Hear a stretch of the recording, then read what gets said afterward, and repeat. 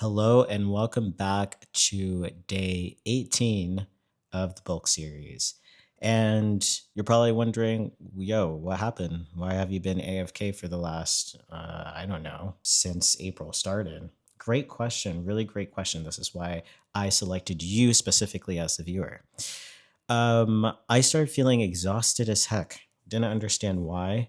And because I was kind of concerned about my testosterone levels being off HRT for almost a year, I decided to get back on HRT in order to get my head straight, my body back to where it's supposed to be and dash where I want it to be. And this is my first week on HRT, testosterone, cypionite. I can talk more about that if you guys are interested in another video, but it took some time for me to well, actually, getting the prescription took no time at all, but it took me some time to finally decide to get back onto it. Basically, called doctor gave me the prescription at the same day, and I went to go pick it up, and I did my first injection after almost 12 months. No, actually, after about 10 to 11 months.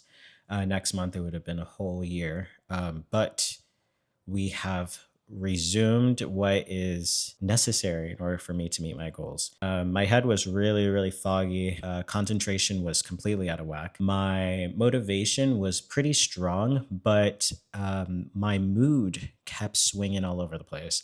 And that was kind of a huge indicator for me that it was very important for me with all the goals that I have for me to put everything in my toolbox in order for me to achieve my goals. I'm excited. The first week, I guess I started my first injection on a Wednesday. Obviously didn't feel anything the first week. I mean, it's not been a full week yet, but you can assume that nothing's going to really be happening. But I just knowing that I was getting the proper dose and getting my testosterone levels back to where they're supposed to be kind of gave me peace of mind for me to give an excuse to push my limits, get back to, work and stick my head down and really focus. And yeah, I feel really good. I haven't really been feeling too hungry, but I'm excited for my appetite to get up. I'm excited for my motivation, my concentration, my ability to focus. And yeah, I just felt stronger. I feel like that taking that week off, I really do see a difference in my muscle growth, my muscle development. And that's something that I want to talk about too is we preach about being consistent at the gym. Constantly be consistent at the gym. And I preach that all the time. But at a time, you also need to know when to dial it back and know when you're reaching a point of overtraining, which is what I believe I was getting close to. I was doing a lot of strength training with hypertrophy, and that was the first time I ever combined the two intentionally.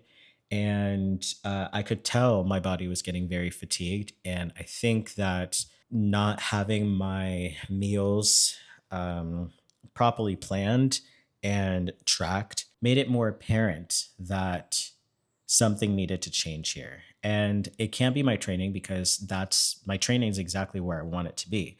What it needed to be was what I was consuming, what my testosterone levels were giving, what my estrogen levels were giving, what my androgen levels were giving. It was very apparent that not only my caloric intake was low, but also my testosterone levels were low for what I was trying to do with my body.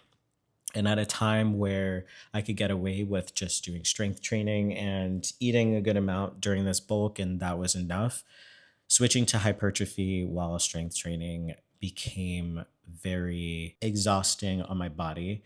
And it promoted muscle growth and it promoted muscle development, but it also overtraining in a way. It promoted a lot of fatigue. And yeah, I'm excited for my mood to also be a little bit more consistent. I noticed that surprisingly, being off HRT, my frustration level has been beyond belief. Like, it's been at times very questionable the reason why I was getting so mad, so frustrated, and so um like not I wouldn't snap, but that's a sentence.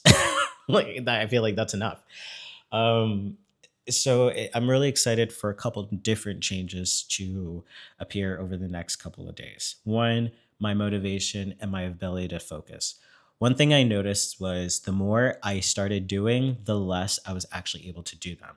I would need naps. I would need caffeine. I would need to be even more meticulous on my calorie tracking, my macro tracking, and it that in itself. I mean, if you ever track calories, if you ever track your meals or anything, you know how exhausting that alone can be. You know, if I could hire somebody just to not only even cook, but also just track my meals, that would just alleviate so much energy. Then on top of it, you're cooking. So, you know, you have to have motivation and an appetite in order to do those things alone. And that doesn't even go into your motivation and your appetite for lifting heavy weight, pushing, going to the gym, and everything.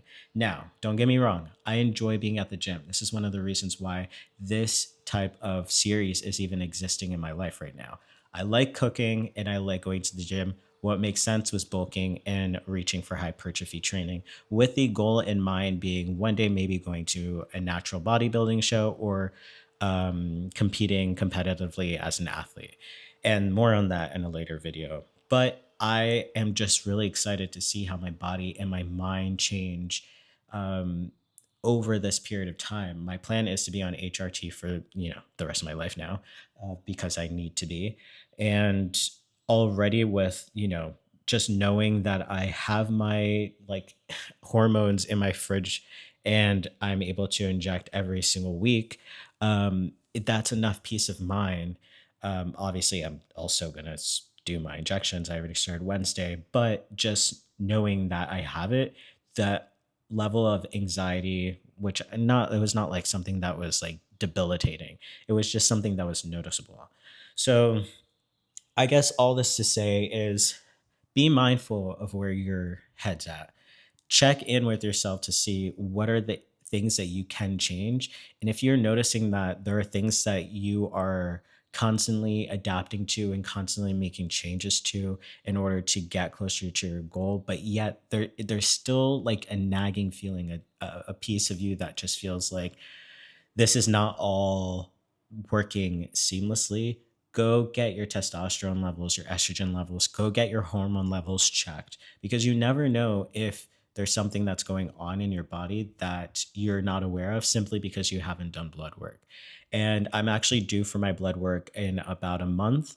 And I'll have a full update on where my testosterone levels were and where they are now. Um, but yeah, I'm super excited because I just feel like I'm like able to breathe and focus on the things that really matter to me, which is being at the gym, eating right, and being consistent.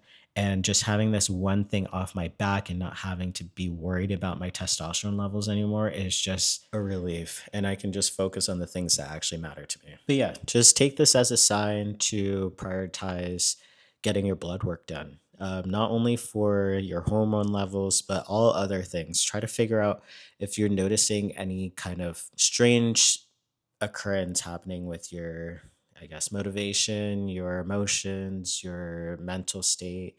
Like, please go to a professional, go to a doctor, seek help to figure out what's going on, because it's not only just important for like every day, it's not only just important for your goals that you need to achieve, but it's also important for everyday things. It's important for you to feel good majority of the time when, things aren't going wrong in your life. And there are just so many different instances in the world where there are things that we can't control, but the way that we can fix the way that we perceive the world and what's going on around us is just making sure that the chemistry in our body is exactly what it's supposed to be, where it's supposed to be for where we are at in this given time. So that means something different from everybody else. Maybe you'll find out that your hormone levels are fine, but your cholesterol levels are high.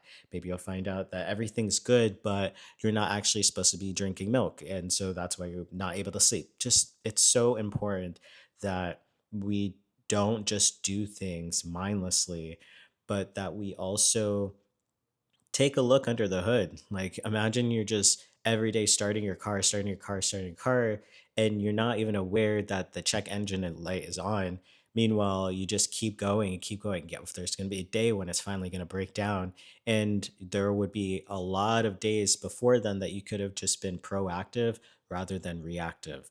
So me going into the doctors, getting on that phone call, and I've never been really afraid of the doctors. I'm excited to get things fixed when it comes to going to the dentist or going to the doctors or going anywhere. Um, but I know a lot of people have issues with that. Just try to get over it. It's so much more important that you're functioning at your optimal level if you have the ability to do that. So take this as a sign of encouragement to go make that appointment with either that nutritionist that you've been putting off, that therapist, that mental health counselor, that anybody, and go seek help. So, yeah, thanks so much for watching, and I'll see y'all in the next one. Bye.